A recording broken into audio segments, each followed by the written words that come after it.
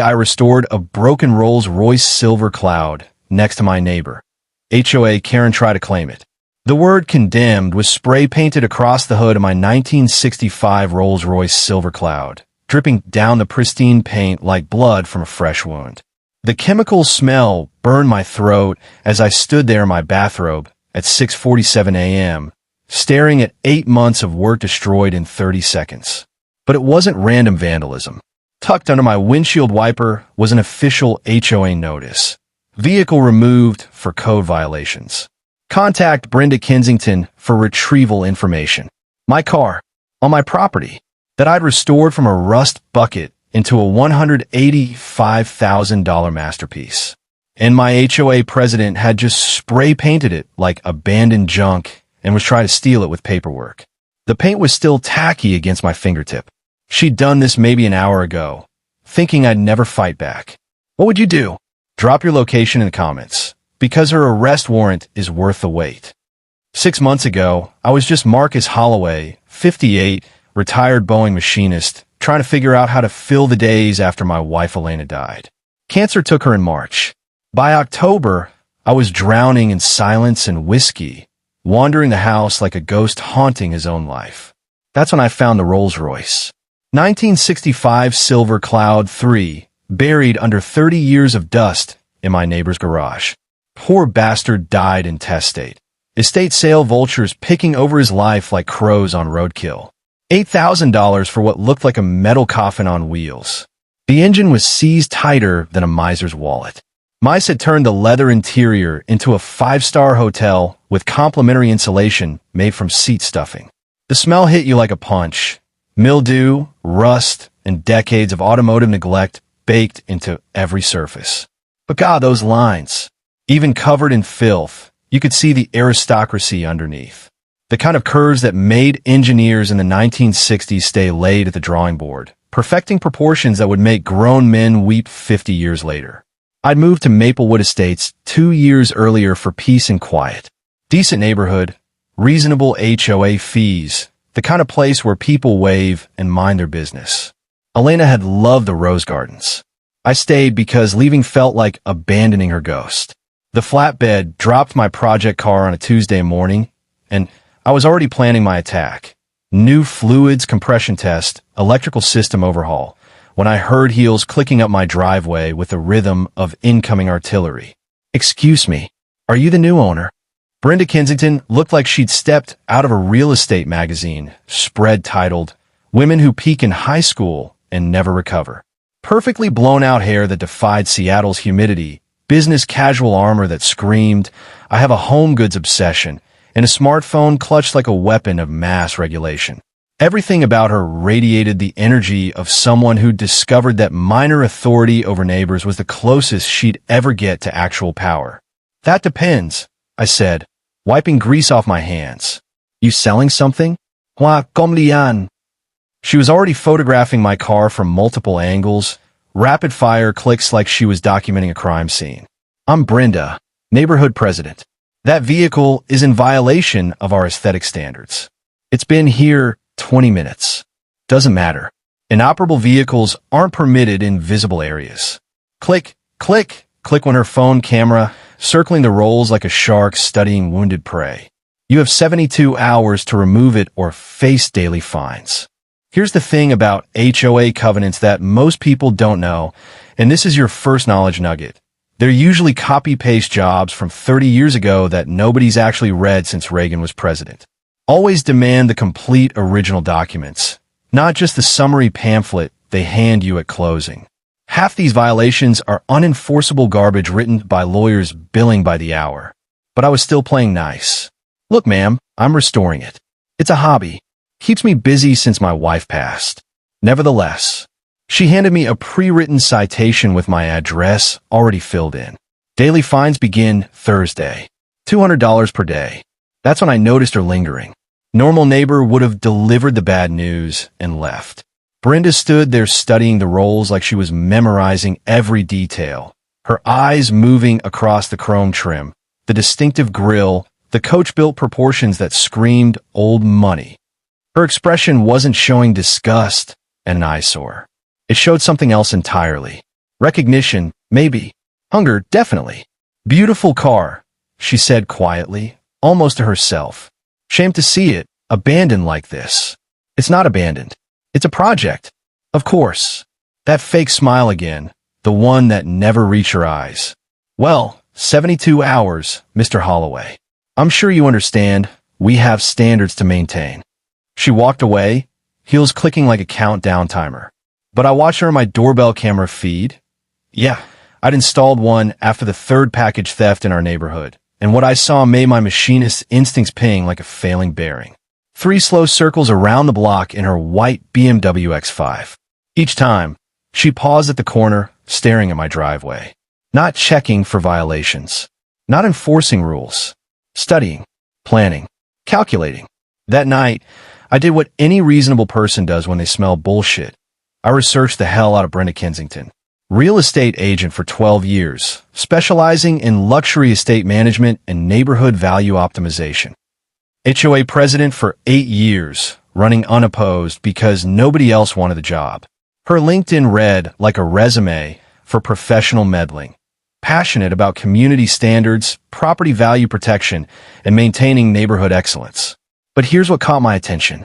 She'd been sued twice for questionable property acquisition practices and settled both times out of court with sealed agreements. Public records don't lie, even when lawyers try to bury them. The next morning brought citation number 2. Commercial vehicle storage because I'd ordered an engine hoist delivered to my driveway.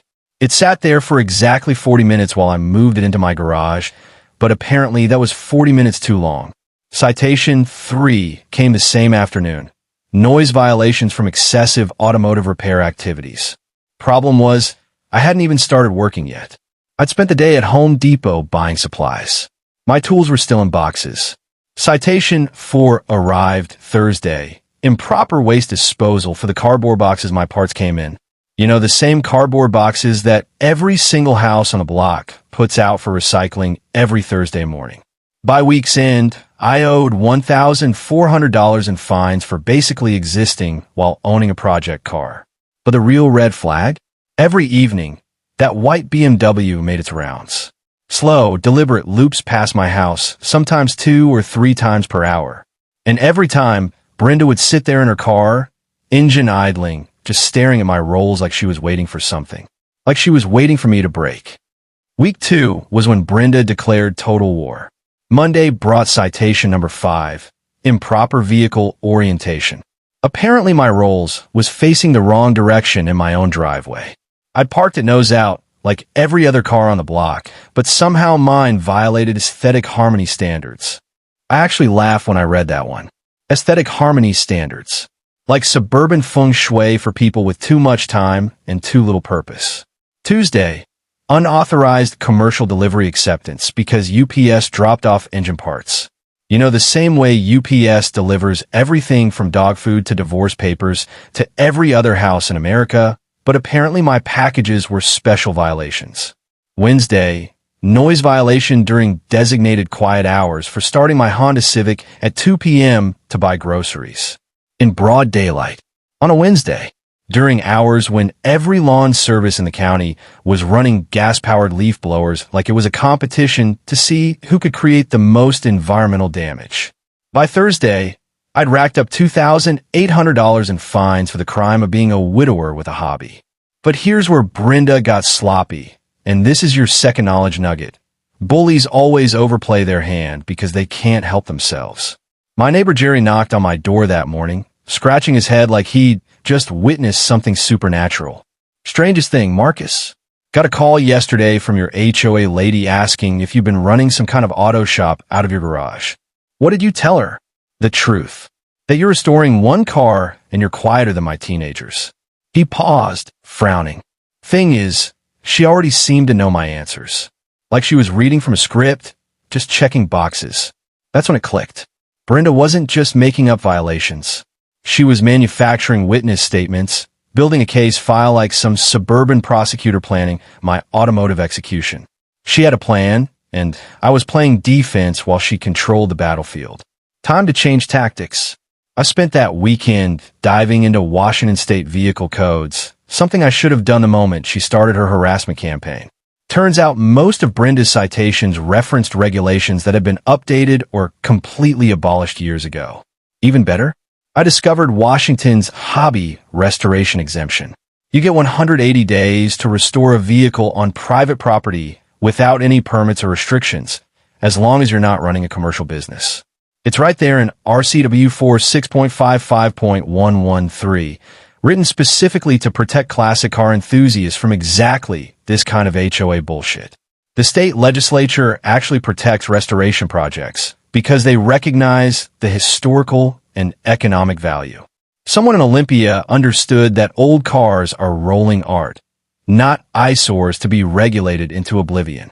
Monday morning, I filed formal appeals for every single citation, complete with legal references, photos proving compliance, and copies of the state exemption statute highlighting the relevant sections in yellow like a lawyer preparing for trial. I sent the whole package to every board member, the property management company, and, just for fun, Brenda's real estate broker. Her response arrived by dinner time. Citation number 8. Unauthorized hazardous material storage for 1 quart of Valvoline synthetic oil in my garage. The same oil that probably sat in garages of half the homeowners in Maplewood Estates. But I was done playing defense. Tuesday morning, I wheeled my engine hoist into position with the ceremonial weight of a general planting a flag. The metal wheels scraped against concrete like nails on a chalkboard, announcing to the neighborhood that something serious was about to happen. The moment I cracked the first bolt on that seized V8, 30 years of automotive history came pouring out. Sweet, thick motor oil mixed with rust and the sharp chemical bite of penetrating fluid. Smells that took me back to weekend projects with my dad, when fixing things meant more than just therapy, it meant connection. Within an hour, I had an audience. Jerry from next door appeared first, beer in hand at 10 a.m. because retired neighbors operate on their own schedule. Tom from across the street wandered over with his dog. Even Mrs. Patterson dragged her ancient poodle over to investigate, the dog wheezing like it was powered by a 2-stroke engine. Jesus, Marcus, Tom whistled, peering into the engine bay. That's more chrome than a Harley convention. Wait till you see it running, I said, already feeling the first genuine excitement I'd felt since Elena's funeral. That's when I spotted the white BMW making its 4th pass of the morning. But Brenda wasn't just driving by anymore. She parked 2 houses down, phone out, documenting everything like she was gathering intelligence for a military operation. Every tool I used, every part one removed, every neighbor who stopped to look. She was building something. I just didn't know what yet. Wednesday brought the game changer I never saw coming. City code enforcement showed up at my door. Official badge, serious clipboard, the whole intimidation package designed to make homeowners immediately confess to crimes they didn't commit. My heart dropped. Had Brenda actually gotten the city to shut me down? Mr. Holloway, I need to talk about the commercial automotive operation complaints we've been receiving. I was ready to lawyer up when I saw his expression. Not hostile, not even professional, just pure bureaucratic exasperation. The look of a man whose time is being wasted by petty suburban nonsense. Look, I'll be straight with you, he said, glancing at my obviously hobby-level setup. We've got 19 calls about this address in 2 weeks. 19. That's more than most actual auto shops generate in a year. 19. This is clearly personal restoration, not commercial activity. Hell, it's cleaner than my garage. He gestured to my organized tool cart and properly stored fluids. Whoever's calling this and is wasting taxpayer money and my time. Any idea who? Same number every time. Woman who identifies herself as concerned neighbor Brenda. He emphasized the name with air quotes. She's actually costing the city money processing these bogus reports. If she calls again, we're considering her harassment charges. After he left, I stood in my garage surrounded by engine parts and possibility, and I realized something important. Brenda had just handed me a gift wrapped in her own incompetence. She'd escalated to filing false government reports, creating an official paper trail of harassment. That wasn't HOA overreach anymore. That was documented criminal harassment, all recorded in city records with timestamps and case numbers. The amateur was about to learn why you don't pick fights with someone who spent 30 years reading technical manuals and FAA regulations where one decimal point error could kill people. I'd learned precision. She was about to learn consequences. Thursday morning, 7 a.m., my phone rang with a special ringtone that means someone official is about to ruin your day. Mr. Holloway, this is Cascade Insurance. We need to clarify some concerns about automotive business activity at your residence. My coffee went cold in my hand. Business activity? We received an anonymous report claiming you're operating an unlicensed repair shop.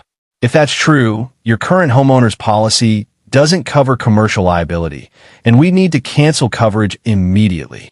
I could practically hear Brenda's voice behind those words, planting poison in every system that kept my life stable. She found my weak spot. Mess with a man's insurance, and you mess with his financial security, his peace of mind, his ability to rebuild his life after everything fell apart. It took 3 hours on hold, navigating phone trees designed by sadists, to convince them I was restoring one car, not running Jiffy Lube out of my garage. But the damage was done. My policy was now flagged for review, which in insurance speak means we're watching you, and we'll use any excuse to drop you. That afternoon brought the real gut punch. Jerry wandered over with a beer and confusion written across his face like he'd just witnessed something that violated the laws of physics.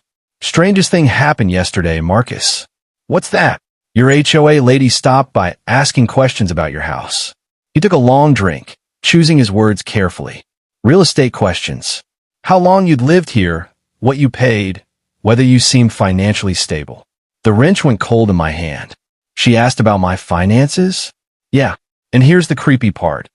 Asked if your car project looked expensive, whether I thought you were overextending yourself financially. Jerry's expression darkened. Marcus, she already knew the answers.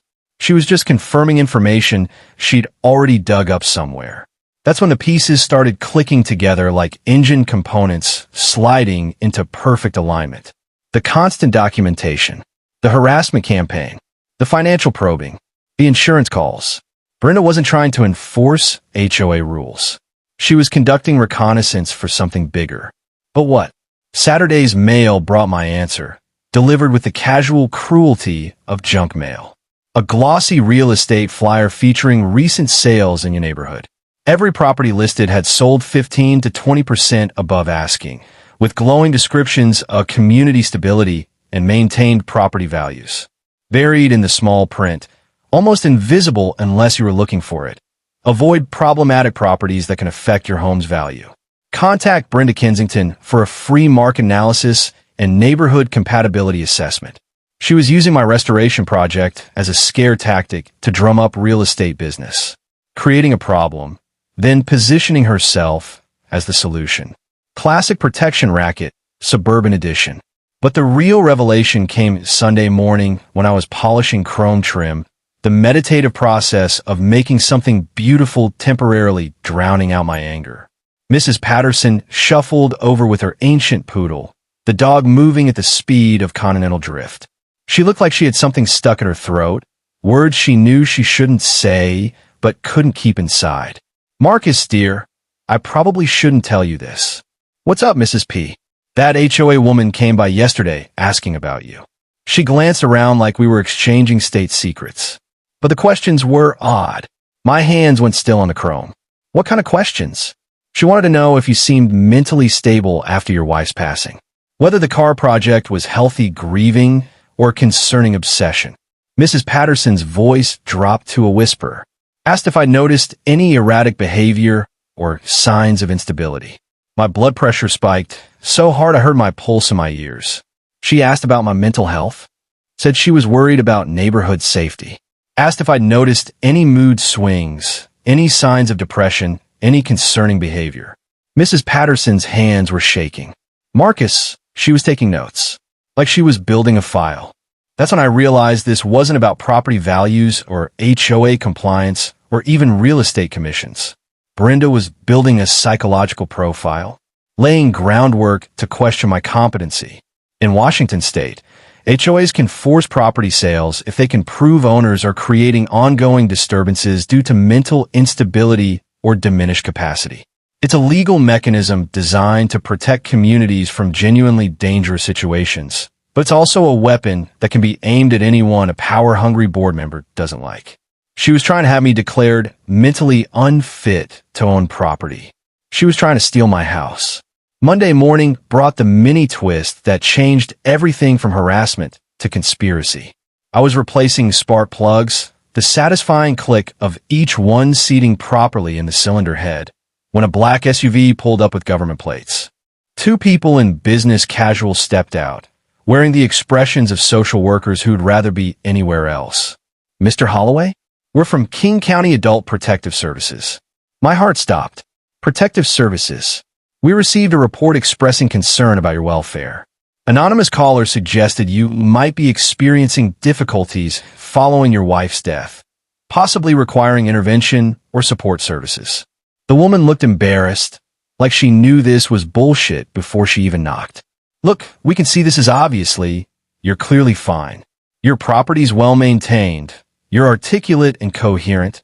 And frankly, whoever called this and wasted everyone's time. Any idea who made the report? Can't say officially, the man said, glancing at his partner. But female caller identified herself as a concerned neighbor. Very detailed information about your concerning automotive obsession and financial instability following traumatic loss. After they left, I stood in my driveway staring at the Rolls, its chrome bumper reflecting my face like a funhouse mirror, showing me a version of myself I didn't recognize. Brenda had escalated from harassment to character assassination. She tried to weaponize my grief, use Elena's death against me, turn my healing process into evidence of mental incompetence. But she'd made a crucial mistake.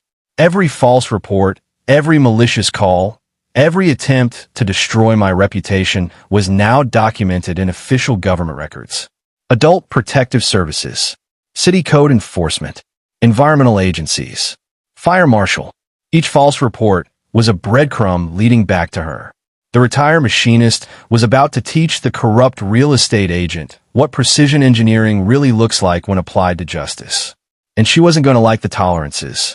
Tuesday brought Brenda's nuclear option, and this is where she went from neighborhood nuisance to actual criminal. The certified letter was thick as a phone book and twice as threatening.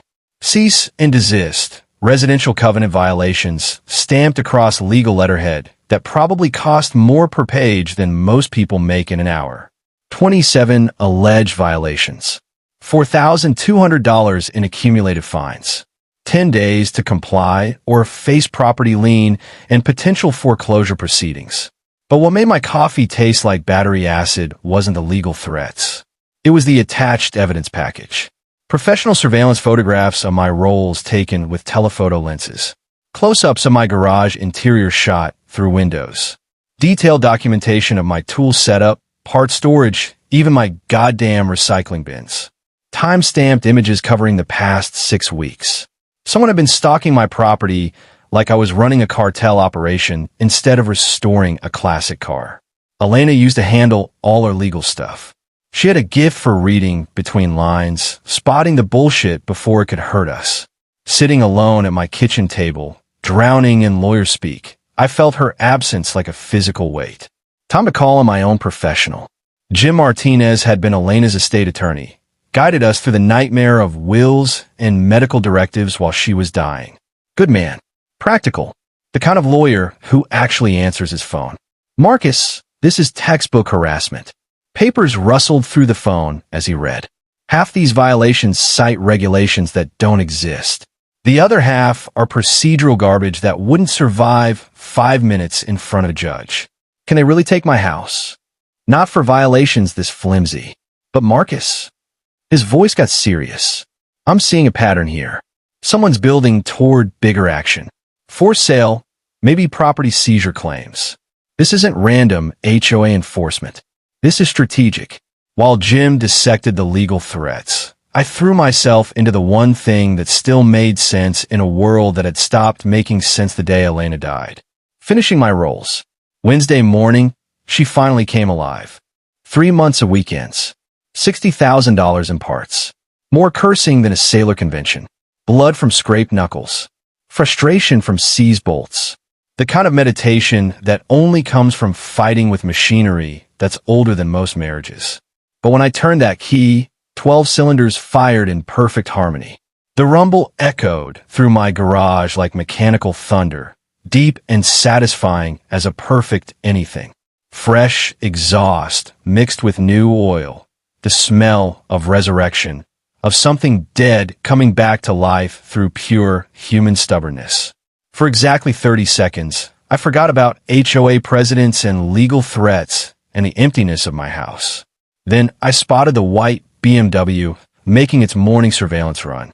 Except this time, Brenda had brought backup. A man with professional camera equipment was shooting through my open garage door, documenting everything like I was Pablo Escobar instead of a retired machinist. That evening, Tom wandered over with the expression of someone delivering bad news about a terminal diagnosis. Marcus, Brenda's been making house calls, going door to door with some story about your restoration releasing toxic chemicals into the neighborhood. Toxic chemicals? Claims automotive paint fumes are dangerous to children. Marcus found something beautiful in the original 1987 HOA documents. Your automotive restoration is explicitly protected for vehicles over 25 years old. What? Not just allowed. Protected as a grandfathered right under Section 7.3, subsection B. Papers rustled. Every citation she's issued violates the HOA's own founding rules. She's been threatening you for activities that are legally bulletproof under the very documents she swore to enforce. The irony was beautiful enough to frame. Brenda had spent months building a case against someone whose activities were protected under her own organization charter, like a cop writing speeding tickets on a closed course. Time to show her what precision looked like. Jim's follow-up call Monday morning dropped a bomb I never saw coming. Marcus, I've been digging into Brenda's finances because something felt off about her intensity. Papers rustled through the phone. Found something that explains everything. She's leveraged to her eyeballs. What's that mean? 3 investment properties, all mortgaged against expected property value increases in your neighborhood. She's been using her HOA position to artificially inflate property standards, driving up home values to secure her loans. My coffee went cold as the implications crystallized. She needs the neighborhood to look perfect. More than that, she needs it to look expensive. Classic cars suggest blue-collar hobbies. That conflict with the upscale image she's been selling to banks and potential buyers. But the real revelation came from an unexpected source. Tuesday evening, I was polishing chrome when Tom wandered over with a beer and a guilty expression. Marcus, I need to tell you something about Brenda's little campaign. He took a long drink, choosing his words like defusing a bomb. She offered me money. Money for what? To sign a petition complaining about your car. $500 to put my name on a document saying your restoration was lowering property values and creating neighborhood instability. Tom's face reddened. I told her go to hell. But Marcus, 3 of our neighbors took the deal. The metallic taste of anger filled my mouth. She's buying signatures. Gets worse. She's been telling potential home buyers that the neighborhood has strict automotive standards to maintain premium property values. Your car contradicts her sales pitch to clients. That explained the professional photography, the constant documentation. Brenda wasn't just harassing me. She was gathering evidence to prove her enforcement standards to real estate clients and mortgage lenders. My restoration project threatened her entire business model. Wednesday brought the smoking gun I needed. My mailman Steve knocked on my door with an expression like he'd just witnessed a federal crime. Because he had. Mr. Holloway, probably shouldn't tell you this, but he glanced around nervously. That HOA lady intercepted your mail yesterday. She what? Took photos of your packages, return addresses, everything. When I told her that was illegal, she claimed HOA authority over commercial deliveries. Steve shook his head. 20 years delivering mail. Never seen anything like it. Mail tampering was a federal crime. Brenda had escalated from local harassment to federal violations, all documented by a postal employee who could testify in court. But the final piece came Thursday when Jim called with pure excitement in his voice. Marcus, jackpot, found Brenda's real estate license investigation files. She's been investigated twice for questionable property acquisition practices. What happened? Both cases involved using her HOA position to pressure homeowners into selling below market value, then flipping properties to developers for massive commissions. Settled out of court with non-disclosure agreements. Documents rustled through the phone. But here's the beautiful part. The state's been watching her. Your situation triggered a third investigation by the Real Estate Commission. My hands went steady on the wire strippers as everything clicked into place with mechanical precision. The harassment campaign, the false reports, the financial pressure, the mental health allegations. It wasn't personal vindictiveness. It was business strategy. Brenda had been running a property manipulation scheme, using HOA authority to create artificial emergencies that forced homeowners to sell. She'd done it before, gotten away with it twice, and thought I'd be just another easy mark. A grieving widower, isolated and vulnerable, with a valuable property she could acquire for pennies on the dollar. But she'd picked the wrong retired machinist to defraud. The woman who thought she could steal my car with paperwork was about to learn what happened when you try to con someone who'd spent 30 years reading technical specifications where one decimal point error could crash a 747. Thursday night, I turned my dining room into mission control. Legal documents spread across Elena's antique oak table like pieces of a jigsaw puzzle. Citation copies, security footage, timestamps, witness statements, financial records, government report documentation. The room still smelled faintly of her lavender candles, a bittersweet reminder that she would have loved watching me take down a bureaucratic bully. First lesson from 30 years at Boeing: documentation beats everything. I started a spreadsheet tracking every violation Brenda had committed while claiming to enforce rules.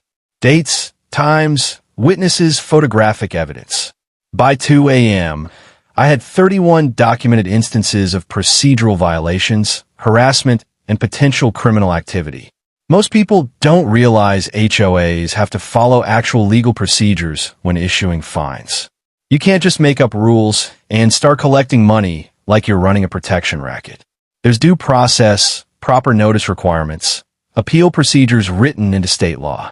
I'd worked quality control long enough to spot a defective system when I saw one. Brenda's entire enforcement process was procedural garbage that wouldn't survive contact with actual lawyers. Friday brought my first real allies.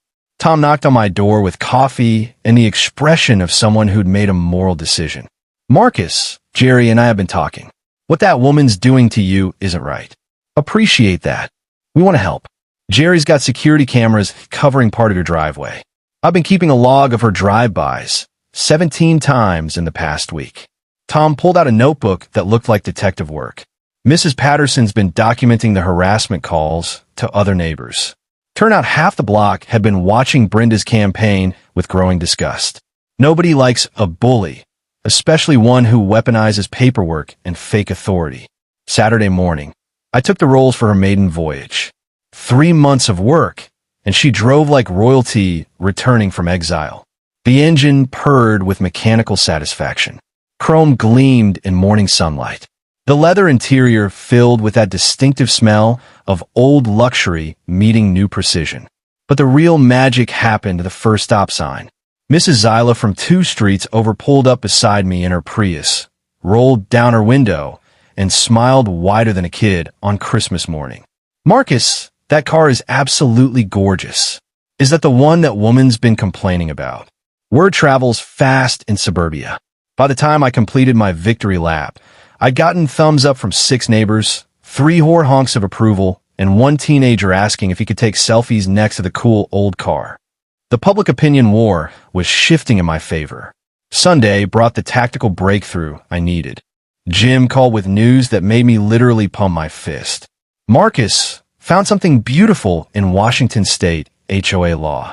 If an HOA president files demonstrably false reports with government agencies, homeowners can petition for emergency leadership removal.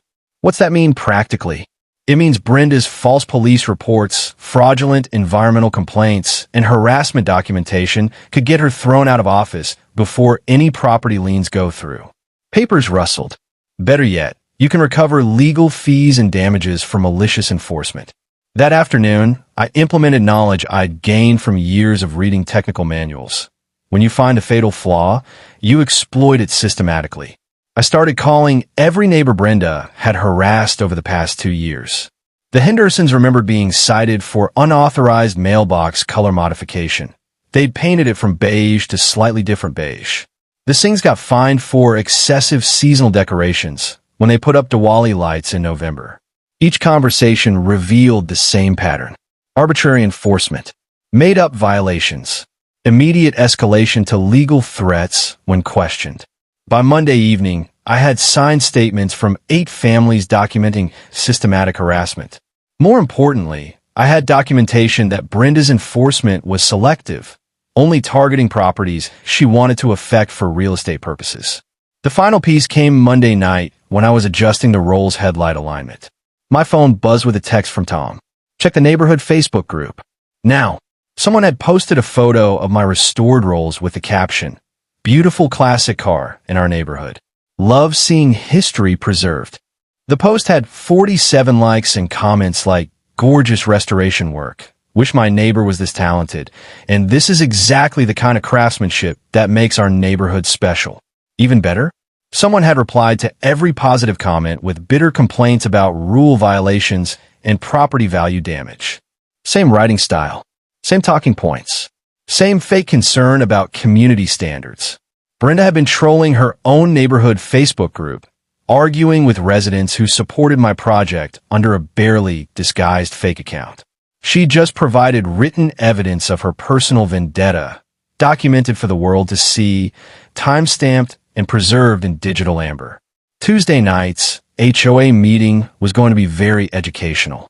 Tuesday morning brought Brenda's most desperate move yet. She tried to have my car towed as abandoned property.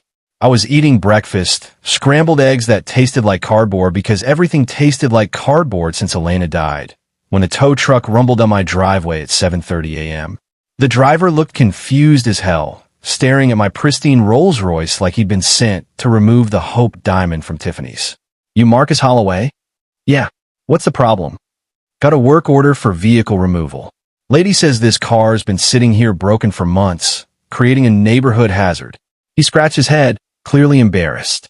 "But this thing looks like it just rolled off a showroom floor in 1965. I showed him my registration, insurance, and the key, starting the engine on the first turn with that beautiful 12-cylinder Symphony. He tore up the work order and apologized for wasting my time. "Between you and me, buddy, whoever called this and either needs glasses or needs her head examined. That's $100,000 car, minimum. Try 185. He whistled low. "Then she needs her head examined and a psych eval." But the mini twist came when he handed me a copy of the original tow request. Brenda hadn't just ordered a tow. She'd requested immediate removal and impoundment pending owner notification. The paperwork listed my Rolls as abandoned vehicle, unknown owner, potential environmental hazard. She tried to steal my car with forged paperwork while I slept, planning to have it impounded before I could stop her. That afternoon, I was adjusting carburetor mixture when Jerry jogged over looking like he'd just witnessed a hit and run. "Marcus, you're not going to believe this." He was breathing hard, actually upset. "Brenda just offered to buy my house." "What?" "Knocked on my door an hour ago with a purchase contract already filled out. 20% over market value, cash offer, 30-day close." Jerry's hands were shaking. When I said no, she got nasty. Said property values were about to tank because of ongoing neighborhood disputes, and I'd regret not taking her generous offer. The smell of high-octane fuel mixed with my growing rage. Brenda was trying to panic my supporters into selling before her scheme collapsed completely. But her biggest mistake came Wednesday morning. I was polishing chrome when my phone rang. Elena's oncologist, Dr. Sarah Martinez. We'd stayed in touch after Elena died. She'd been more than a doctor, almost a friend through the worst months of our lives. "Marcus, I got the strangest call yesterday." My blood turned to ice. "What kind of call?" "Someone claiming to be from your HOA. asking about your mental health after Elena's death. Her voice carried professional concern. Very specific questions about whether grief counseling was working, if you'd shown signs of erratic behavior or poor judgment, whether I'd be willing to provide documentation of your emotional stability. What did you tell them? That patient confidentiality prevented any discussion, obviously. But Marcus, this felt like someone building a legal case against you. The questions were too specific, too targeted. Brenda had escalated to trying to obtain medical records to prove I was mentally unfit to own property. In Washington state, HOAs can force property sales if they can demonstrate owners are creating ongoing disturbances due to diminished mental capacity. It's a mechanism designed to protect communities from genuinely dangerous situations. Hoarders, paranoid individuals creating hazards. But it's also a weapon that can be aimed at anyone a corrupt board member wants to eliminate. That evening, I implemented a strategy Elena would have been proud of. I got organized. Called every person Brenda had contacted about me and asked them to document the conversations. Dr. Martinez, my insurance agent, the code enforcement officer, my neighbors, the postal worker, adult protective services. Everyone had received suspicious inquiries about my mental state, financial stability, or property management capabilities. The pattern was crystal clear, systematic character assassination designed to justify forced property seizure. Thursday brought the surveillance escalation that made my hands shake with fury. I was testing the Rolls electrical system when Tom came sprinting across the street like his house was on fire. Marcus, she's in your backyard. I grabbed my phone and ran outside to find Brenda standing next to my garbage cans, photographing the contents with professional equipment. Not just taking pictures, she was documenting every automotive part box, every oil-stained rag, every piece of evidence that someone had been working on cars. Ma'am, you're trespassing on private property. I'm conducting an environmental assessment for potential groundwater contamination. She didn't even look embarrassed. HOA authority supersedes individual property rights in cases of community health concerns. Get off my property. Now. Or what? You'll threaten me like you did at the grocery store last week. She kept photographing, voice dripping with fake concern. Everyone knows you're unstable since your wife died. This is exactly the kind of erratic behavior we're documenting. That's when I realized what she was doing. She was trying to provoke me.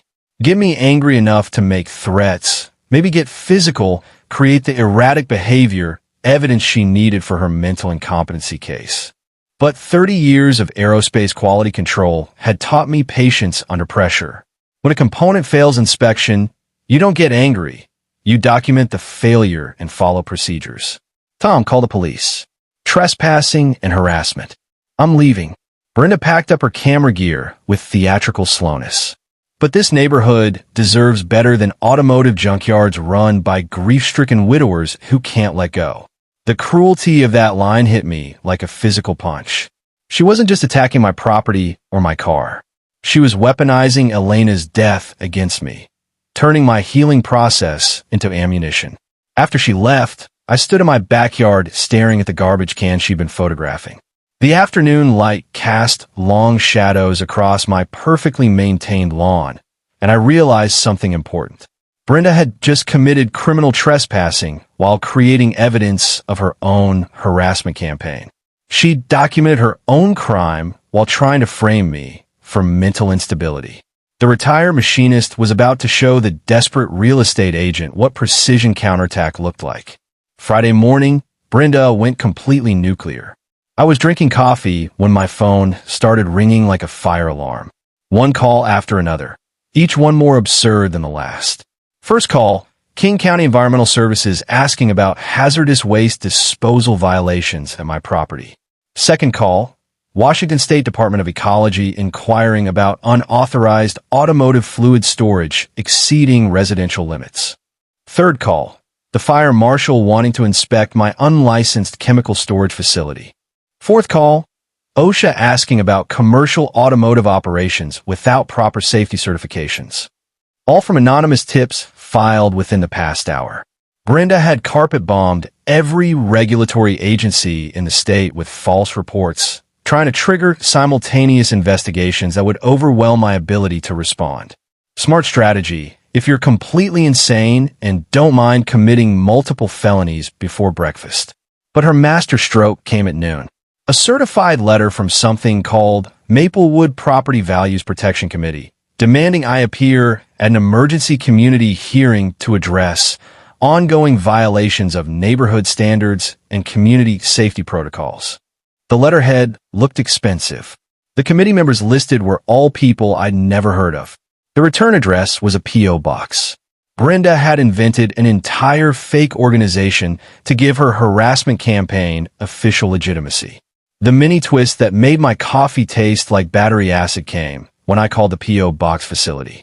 The postal clerk actually laughed. "Oh yeah, that box was rented yesterday. Lady paid 6 months in advance, cash only. Said she needed it for official neighborhood business." Keys jingled in the background. Seemed real nervous about privacy. Didn't want to give her real address. Mail fraud. Creating fake legal documents. Impersonating an official organization. Brenda was racking up federal charges faster than my rolls racked up compliments. Saturday brought the escalation that made me question her sanity. I was in the garage, fine-tuning timing, that satisfying mechanical precision of 12 cylinders firing in perfect sequence, when Jerry pounded on my door like the apocalypse had arrived. "Marcus, someone slashed your tires." I ran outside to find all 4 tires on my Honda Civic cut with surgical precision. Not random vandalism. Professional sabotage designed to strand me at home while keeping the cuts clean enough to avoid insurance coverage for malicious damage. But the real message was written in spray paint on my driveway. Last warning. She'd escalated from harassment to threats, from legal manipulation to actual property damage and intimidation. The amateur hour was officially over. Brenda was now committing crimes that could send her to prison. That afternoon, I did what any reasonable person would do. Called my insurance company, filed a police report, and installed enough security cameras to make Fort Knox jealous. If Brenda wanted to play criminal, I'd document every second of it in 4K high definition with cloud backup. But Sunday brought the revelation that made everything click into place like a perfectly assembled engine. I was polishing the Rolls chrome when Tom jogged over with his phone and an expression like he'd just discovered buried treasure. "Marcus, you need to see this. Been researching property values like you suggested." He pulled up the county assessor's website. "Look at your lot." The screen showed my property assessment had increased 40% in the past year. Not because of improvements, because of zoning reclassification. My residential lot had been quietly redesignated as mixed-use development potential. What does that mean? It means your property is worth 3 times what you paid if someone wants to build commercial space. Tom scrolled through development permits. "Look at this. Someone's already filed preliminary paperwork for a small shopping center on your block." He zoomed in on the application details. Guess who's listed as the real estate representative? Brenda Kensington, licensed commercial property specialist. The final piece of the puzzle snapped into place with mechanical precision. Brenda hadn't been harassing me to protect property values. She'd been trying to force me to sell so she could flip my lot to developers for a massive commission. Every citation, every false report, every harassment campaign, all calculated moves to acquire valuable development property at residential prices. She'd identified my lot as prime commercial real estate, then launched a systematic campaign to make me desperate enough to sell cheap. But her desperation Sunday night revealed just how much money was at stake. I was setting final ignition timing when my security system started chiming like a casino jackpot. Motion sensors, camera alerts, the whole 9 yards. Brenda was back in my yard, but this time she wasn't alone. A man with professional surveying equipment was measuring my property lines, taking photos from angles that suggested architectural assessment, not HOA enforcement. They spent 40 minutes cataloging my property like they were planning demolition, measuring setbacks and easements with the precision of people who knew exactly what they intended to build. When they finished, Brenda looked directly into my newly installed security camera and smiled. Not the fake HOA president smile. The genuine expression of someone who thought they'd already won. She had no idea that tomorrow night's HOA meeting would be her last performance as neighborhood dictator. The retired machinist was about to teach the corrupt developer what happened when you try to steal someone's home with fake paperwork. Monday night, 7 p.m., Maplewood Community Center. The room buzzed like a hive about to swarm. 137 homeowners packed into a space designed for 50. Standing room only. Folding chairs borrowed from the Methodist church. The smell of coffee and tension thick enough to cut with a knife. Local news cameras set up in the back corner, drawn by Tom's anonymous tip about explosive HOA corruption revelations. I sat in the front row with my presentation folder, watching Brenda at the head table. Her usual confidence had curdled into something that resembled panic, poorly disguised as authority. Ladies and gentlemen, we're here for emergency discussion of ongoing enforcement challenges. Brenda's voice was tight as overtuned piano wire. Recent violations of community standards have threatened our neighborhood stability and property values. Mrs. Patterson raised her hand, her 73 years of taking no nonsense from anyone radiating from every gesture. Brenda, dear, before we discuss violations, shouldn't we address the elephant in the room? I'm not sure what you mean. The police investigation into falsified government reports. The mail tampering charges. The trespassing incidents. Mrs. Patterson's voice carried the weight of moral authority. Perhaps we should discuss your violations of actual law. The room temperature dropped 10 degrees. Those are baseless accusations from disgruntled homeowners who refuse to follow community standards. Brenda shuffled papers like armor. Tonight's focus should be on Mr. Holloway's persistent automotive violations and their impact on our neighborhood's reputation. That's when I stood up and walked to the front of the room. Actually, let's talk about reputation and violations and what happens when someone uses their authority to commit crimes. I opened my presentation folder with a satisfying snap of metal rings echoing through suddenly silent air. I've got 43 documented instances of harassment, 12 falsified government reports, and evidence of criminal conspiracy to manipulate property values for personal financial gain. The first slide went up on the community center's projector, a timeline of every citation, every false report, every harassment incident, cross-referenced with dates and witness statements. Mrs. Kensington has been running a sophisticated real estate scam, using her HOA position to identify valuable properties, harass the owners into selling, then profit from forced sales to developers. Brenda's face went white as fresh snow. That's completely false. Mr. Holloway is clearly experiencing mental health issues following his wife's tragic death. Wrong move. The room erupted in angry murmurs. You don't weaponize grief in front of people who've buried their own loved ones. Mental health issues? I clicked to the next slide. Documentation of my restoration project, complete with professional appraisal. Does this look like the work of someone experiencing mental health issues? The photo showed my completed Rolls Royce in all its pristine glory. Below it, the professional appraisal, $185,000 value for a car I'd bought for $8,000. Or maybe this looks like mental illness. Next slide. The 1987 HOA founding documents, section 7.3 highlighted in yellow. Mrs. Kensington has been issuing violations for activities that are explicitly protected under this organization's own charter. Automotive restoration for vehicles over 25 years old is a grandfathered right. Tom stood up from the audience. Tell them about the development permits. Marcus. Gladly. Click. County records showing my property's quiet rezoning for commercial development, with Brenda listed as the real estate representative for prospective buyers. Mrs. Kensington has been trying to force me to sell my home so she can flip it to developers for a shopping center. My property is worth approximately $400,000 residential. It's worth $1.2 million as commercial development. The room exploded into shouting. Neighbors demanding explanations. Board members looking shocked. News cameras capturing every second of Brenda's public destruction. But the mic drop moment came when Jerry stood up in the back of the room. There's something else everyone should know. He held up his phone. Got a recording of Mrs. Kensington offering me 20% over market value for my house. Cash deal. If I'd sign a statement saying Marcus was mentally unstable. Dead silence. That's taken out of context, Brenda stammered. I was simply trying to help a neighbor concerned about property values. Really? Jerry hit play. Brenda's voice filled the room, crystal clear. If you help me document his mental instability, I can guarantee your property sells quickly and profitably.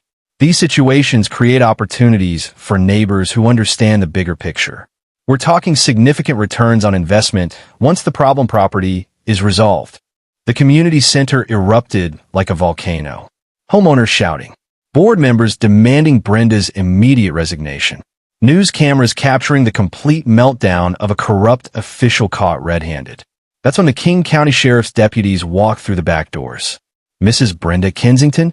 She looked up, face cycling through emotions faster than my Rolls transmission. You're under arrest for mail tampering, filing false police reports, criminal trespassing, and conspiracy to commit real estate fraud. The handcuffs clicked with the same precision as perfectly adjusted engine timing. Brenda's face cycled through denial, rage, and finally something resembling acceptance as she was led through a crowd of neighbors she'd spent years bullying. The last thing she said before the deputies closed the car door, this neighborhood deserved better than automotive junkyards. Even in defeat, she couldn't stop being petty. The retired machinist had just taught an entire community what precision justice looked like. Epilogue. 6 months later, I was adjusting the Rolls carburetor mixture. You never really finish restoring a classic car. You just reach new levels of perfection. When Tom jogged over with a grin wider than a Montana highway. Marcus, you're going to love this. Brenda just pled guilty to everything. The wrench went still in my hand. Everything. Mail tampering, filing false reports, conspiracy to commit real estate fraud, criminal trespassing. Tom's satisfaction was contagious. 18 months probation. $50,000 in restitution to you and 3 other families she targeted, real estate license permanently revoked. He pulled up the news article on his phone. Judge called it an egregious abuse of community trust for personal financial gain. She's also banned from serving on any HOA board for life. Justice tasted better than Elena's Sunday morning pancakes. But the real victory wasn't legal. It was what happened to our neighborhood. The new HOA board, led by Jerry as president, had rewritten the covenants to protect homeowner rights instead of restricting them. Classic car restoration was now explicitly encouraged as cultural preservation contributing to neighborhood character. Mrs. Patterson started weekend coffee gatherings where neighbors actually talked instead of filing complaints about each other. My restoration project had accidentally created something Elena would have loved: genuine community. The Rolls became our neighborhood's unofficial ambassador. Weekend car shows in the community center parking lot drew enthusiasts from across the county. Kids asked questions about engine rebuilding while their parents shared stories about their own project cars gathering dust in garages. Last month, I started teaching basic automotive repair at the community center. Nothing fancy. Oil changes, brake jobs, simple maintenance that saves people money and builds confidence. Elena always said the best therapy was teaching someone else to fix something. My YouTube channel documenting the restoration had grown to 45,000 subscribers. Not internet famous, but enough to fund my next project. The ad revenue plus Brenda's settlement money let me establish a small scholarship fund at the local technical college. $2,000 annually for students who want to learn trades but can't afford tools. Elena's memory helping kids learn to build instead of just consume felt like the right kind of legacy. The sweetest moment came 3 weeks ago. A young couple with 2 kids moved into Brenda's old house. The irony wasn't lost on anyone. The husband, Dave Chun, wandered over carrying a beer and looking sheepish. "Mr. Holloway, I'm Dave. We bought the house down the street." He gestured toward his garage. "Inherited my grandfather's 1967 Camaro, but it's been sitting for 20 years. Any chance you take a look?" That Saturday, I spent the afternoon in Dave's garage. The familiar smell of old motor oil and possibility filling the air like incense. The Camaro was rough but savable, the kind of solid bones that made restoration worthwhile. Teaching Dave basic engine diagnostics while his 8-year-old daughter May handed me tools felt like Elena was smiling from somewhere just out of sight. She'd always believed the best way to honor the dead was to help the living create something meaningful.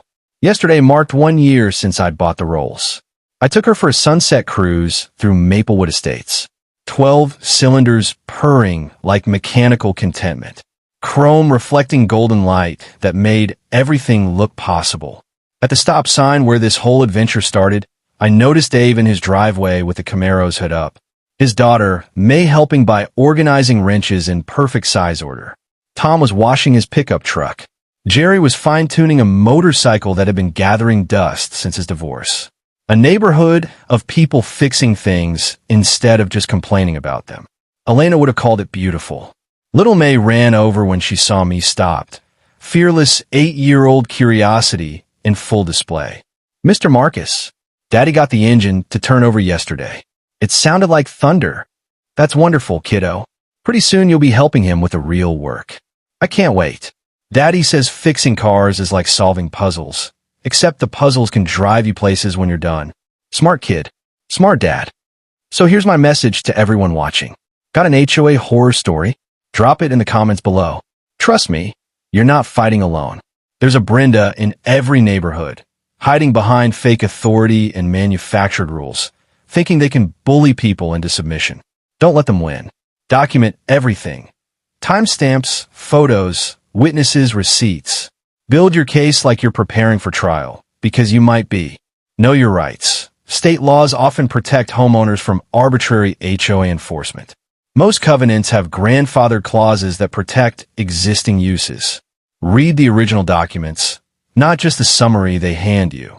Build alliances. Your neighbors are watching. Most of them hate bullies as much as you do.